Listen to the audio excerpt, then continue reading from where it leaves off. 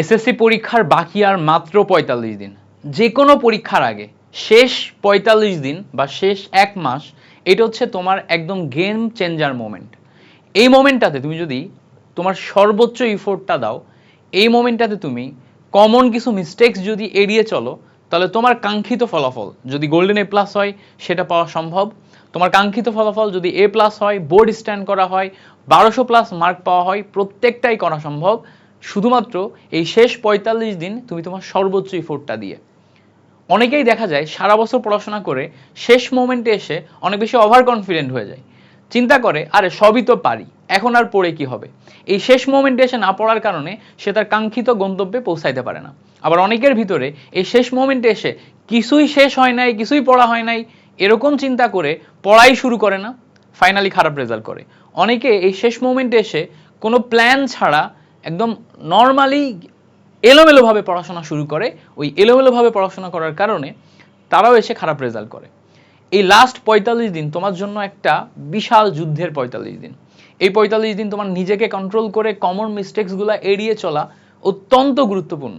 কি কি মিস্টেক্স তুমি করবা না এবং কি কি তুমি করবা, এগুলা নিয়ে ডিটেল কথা বলবো এই ভিডিওটাতে। ভিডিওটা অবশ্যই শেয়ার করবা, তোমার টাইমলাইনে রেখে দিবা। আমাদের আইটিএস একাডেমির ভিডিওগুলো তোমরা সবাই দেখো, হিউজ পরিমাণে মানুষজন দেখে, বাট তোমরা তোমাদের ফ্রেন্ড সার্কেলকে শেয়ার করো না। সেদিন একটা কমেন্ট পড়লাম যে আইটিএস একাডেমির ক্লাসের কোয়ালিটি এত ভালো যে ফ্রেন্ডদের শেয়ার করতে মন চায় না, কম ভিউ হচ্ছে, কম ভিউ হোক, শেয়ার করলে সবাই আমার মতো দেখে ভালো রেজাল্ট করবে। এটা কীরকম হইলো ভাই? এটা কমেন্টে ছিল। তো এরকম কইরো না, এরকম কইরো না। আমরা নতুন প্ল্যাটফর্ম, বাট আমাদের কোয়ালিটি আমরা একদম 100 দেওয়ার ট্রাই করতেছি। তোমরা একটু শেয়ার করবা সবার সাথে, যাতে আমরা সবাই মিলে এসএসসি পরীক্ষায় সর্বোচ্চ পরিমাণ ভালো রেজাল্ট করতে পারি এবং কিছু শিখতে পারি। আমাদের নিজেদের ভিতরের যে মেধা, সে মেধাটা তৈরি করতে পারি, আমরা যেন ফিল করতে পারি। এসএসসি শেষে মোমেন্টে এসে আমরা তোমাদেরকে দিচ্ছি না এমন কিছু নাই, এবং দেখবা যা যা তোমাদের দিচ্ছি আমরা একদম প্রপার ভ্যালু, পিওর ভ্যালু দেওয়ার ট্রাই করতেছি। তোমরা যেন আসলেই শিখতে পারো সেরকমই ক্লাস তোমাদেরকে উপহার দেওয়া শুরু করছি আমরা। প্রথমেই আমি তোমাদেরকে বেশ কয়েকটা পয়েন্ট নিয়ে কথা বলবো, যেই কয়েকটা ভুল তুমি মাস্ট করবা না এই শেষ ৪৫ দিন। তার ভিতরে প্রথম পয়েন্টটা হচ্ছে সেলফ স্টাডি। সেলফ স্টাডিতে কি ভুল করে? অনেকে দেখি ঘন্টার পর ঘন্টা শুধু বসে বসে ক্লাস দেখে। অনেকে এখন শেষ মোমেন্টে দাঁড়ায় বিভিন্ন টিচারের কাছে ঘুরে ঘুরে ঘুরে ঘুরে বেড়াবে। বিভিন্ন টিচারের কাছে যে বসে বসে ক্লাস, বসে বসে তার ক্লাসের সামনে বসে থাকবে, টিচার লেকচার দিবে, বাট নিজে নিজে পড়বে না। ভাইয়া, তুমি যদি আসলে এসএসসি পরীক্ষাতে ভালো রেজাল্ট করতে চাও, ধরে নিলাম তোমার টার্গেট এসএসসি পরীক্ষাতে ১২০০ প্লাস মার্ক তোলা, ১২০০ প্লাস মার্ক তোলা যদি টার্গেট হয়, তাহলে তুমি ৬ ঘন্টা মাস্ট পড়াশোনা করবা নিজে নিজে। ৬ ঘন্টা ডেইলি, তুমি ১০ ঘন্টা, খেয়াল করো, ৬ থেকে ১০ ঘন্টা তুমি পড়ার টেবিলে থাকবা, এর মধ্যে ৬ ঘন্টা তুমি নিজে নিজে পড়বা, ৪ ঘন্টা তুমি ক্লাস করবা। এইটা যদি মেইনটেইন করতে পারো, তাহলেই তুমি ১২০০ প্লাস মার্ক তোলার স্বপ্ন দেখো। নিজে নিজে পড়াশোনা বলতে কি বুঝাচ্ছি? খাতা কলম নিবা, একটা টপিক তুমি যা বুঝছো ওই টপিকে যে সমস্ত খাতায় ক্লাস নোট আছে, ওই নোটগুলা নিজে নিজে লিখে লিখে প্র্যাকটিস করো, নিজের সর্বোচ্চ দিয়ে প্র্যাকটিস করো। ওইটাকে আমি বলতেছি হচ্ছে সেলফ স্টাডি। তো সেলফ স্টাডির ক্ষেত্রে নিজের সর্বোচ্চটা দিয়ে ফোকাস করে তারপরে পড়তে হবে। অনেকেই কি করে, সেলফ স্টাডি না করে শুধু বসে বসে ক্লাস করে। এখন দেখো, ক্লাস করাটা জরুরি, ডেফিনেটলি ক্লাস করাটা জরুরি। তুমি সারা বছর ক্লাস করো নাই, সারা বছর কিচ্ছু পারো না, কিচ্ছু শিখো নাই। এখন তুমি যদি একা একা আবার ১২-১০ ঘন্টায় সেলফ স্টাডি করো, কিছুই না শিখো, তাহলে তুমি অন্যের কাছ থেকে না শিখে শুধুমাত্র একা একা রিডিং পড়ে ১০ ঘন্টায় যা পড়বা, তুমি ৩ ঘন্টা ক্লাস করে আর ৪ ঘন্টা একা একা পড়ে তার ডাবল বা ৩ গুণ পরিমাণ শিখতে পারবা। কারণ আমরা যারা টিচার আছি, আমরা অনেক বছর ধরে পড়াই, আমরা জিনিসপত্রগুলো তোমাদেরকে সহজে ব্যাখ্যা করে দিতে পারি এবং তোমাদেরকে অ্যানালাইসিস করে যা যা লাগবে সেটা টু দ্য পয়েন্টে দিতে পারি। সো সেই ক্ষেত্রে আমাদের ইম্প্যাক্টটা এখানে অনেক বেশি। সো সেই জন্য অবশ্যই ক্লাস করতে হবে, বাট সবসময় মাথায় রাখবা ক্লাসটা তোমার ৪ ঘন্টার বেশি একদিনে করবো না। ৪ ঘন্টা একদিনে ক্লাস করা মানে হচ্ছে লম্বা একটা সময় ক্লাস করা, এবং অ্যাটলিস্ট ৪ ঘন্টায় ৮টা-১০টা টপিক পড়া হয়ে যায়। তো ৮টা-১০টা টপিক শিখে সেগুলো নিজের মধ্যে কনজিউম করতে অ্যাটলিস্ট ৬ ঘন্টা তোমার লাগবে। তাহলে সেলফ স্টাডি অত্যন্ত গুরুত্বপূর্ণ। শেষ মোমেন্টে এসে নিজে নিজে পড়বা না, এমন যেন না হয়। শুধু বসে বসে ক্লাস করবে, এমন যেন না হয়। এখন দেখা যাচ্ছে তুমি অনেক অসুস্থ, তুমি টেবিলে বসে পড়তে পারতেছো না, নিজে নিজে অনেক প্র্যাকটিস করতে পারতেছো না, তখন তোমার ফুল টাইমটা তুমি চোখে চোখে রিভিশন দাও। মানে কি, টিচার যা পড়াচ্ছে ওটা টিচার একটু পড়াচ্ছে, ওইটুকু তুমি দেখলা, দেখে নিজের মাথার মধ্যে চোখে চোখে রিভিশন দিলা, আবার একটু ক্লাস দেখলা, আবার একটু রিভিশন দিলা, লিখতে পারতেছো না, তুমি অনেক সাউন্ড করে বলতে পারতেছো না, ওই এনার্জি নাই, বাট নিজের মাথার মধ্যে রিভিশন দিচ্ছ, ওটাও একটা টেকনিক, ওটা স্পেশাল কেস যখন তুমি অন্য কিছু পারতেছো না তখন। বাট অ্যাটলিস্ট এই মোমেন্টে এসে লিখে লিখে নিজের সর্বোচ্চ পরিমাণ সেলফ স্টাডি করো, নিজে নিজে পড়ো, সেটা তোমার সবচেয়ে বেশি কাজে দিবে। শেষ মোমেন্টে এসে এখন বিভিন্ন জায়গাতে বিভিন্ন টাইপের ক্লাস করতেছো না, তো বিভিন্ন জায়গাতে বিভিন্ন টাইপের ক্লাসে কেউ তোমাকে বিভিন্ন নতুন বই সাজেস্ট করবে, কেউ তোমাকে নতুন নতুন বই কেনার জন্য বলবে, কেউ তোমাকে হচ্ছে নতুন নতুন শীটের কথা বলবে। আমি তোমাকে একটা জিনিস সাজেস্ট করব, শেষ মোমেন্টে এসে নতুন নতুন বই, নতুন নতুন টপিক এগুলাতে আবিষ্কার করবা না। আর পরীক্ষার লাস্ট 15 দিন তো নতুন টপিক একদমই পড়বা না, যা পড়ে ফেলছো ওগুলাই ওগুলাই, নতুন টপিক নতুন বই পড়া যাবে না। যদি তোমার মনে হয় যে তুমি ম্যাটেরিয়াল গোছাবা, এখনই এখনই প্রত্যেকটা সাবজেক্টের এমসিকিউগুলা কোন কোন জায়গাগুলো থেকে তুমি পড়বা, রিভিশন দিবা, সেটা ঠিক করে ফেলো।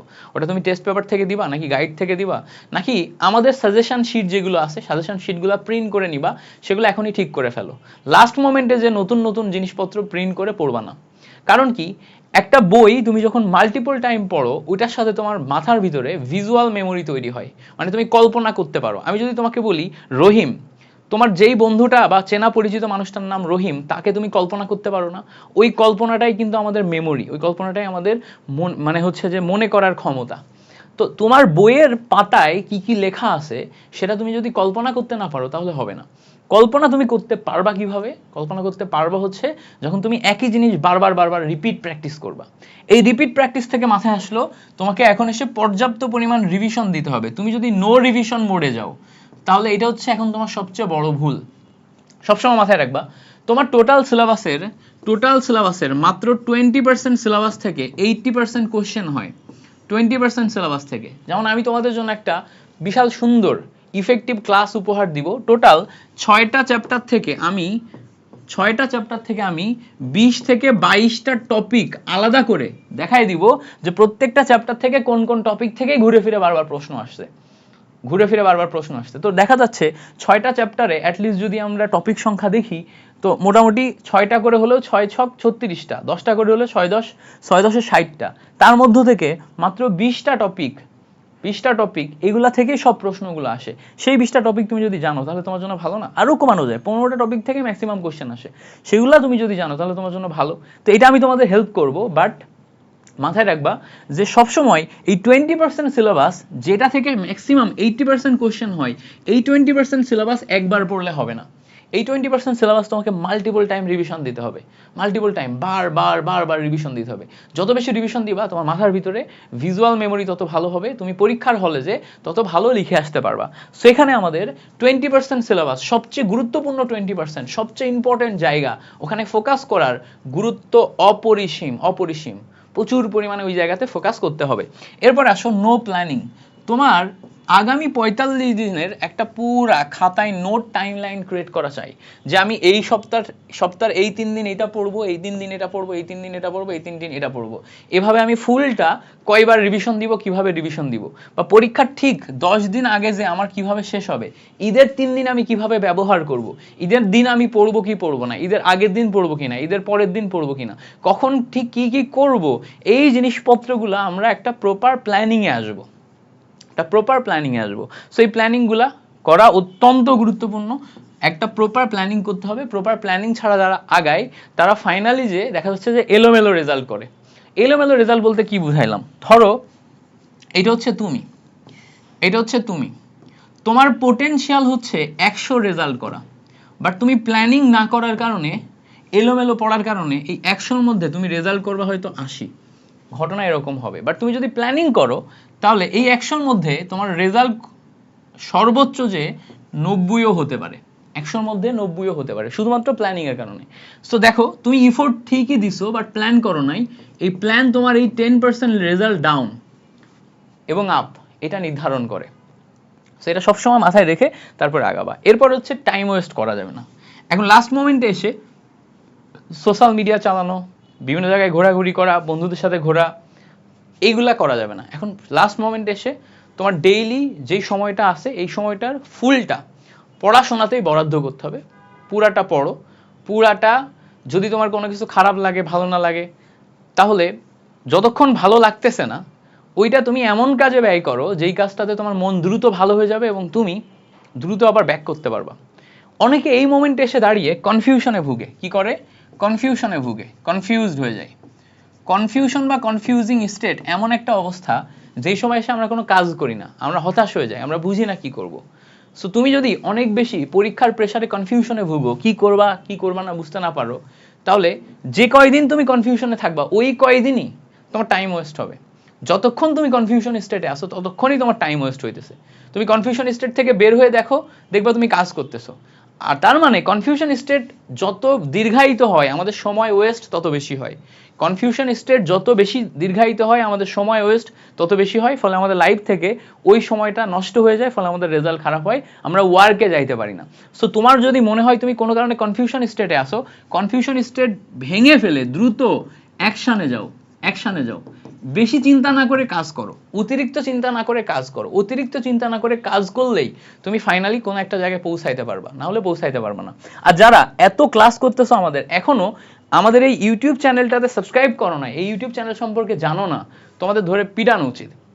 দেখো 24,500 স্টুডেন্ট এখনো পর্যন্ত আমাদের ইউটিউব চ্যানেলে যুক্ত হয়েছে, বাট আমাদের রিচ প্রায় 1 লাখ স্টুডেন্টের কাছে। প্রতি ভিডিওয়ে আমাদের 1 লাখ স্টুডেন্টের কাছে পৌঁছায়, প্রতি মাসেই প্রায় 1 লাখ স্টুডেন্ট আমাদের সাথে পড়াশোনা করতেছে, বাট তারা সবাই সাবস্ক্রাইব করে নাই।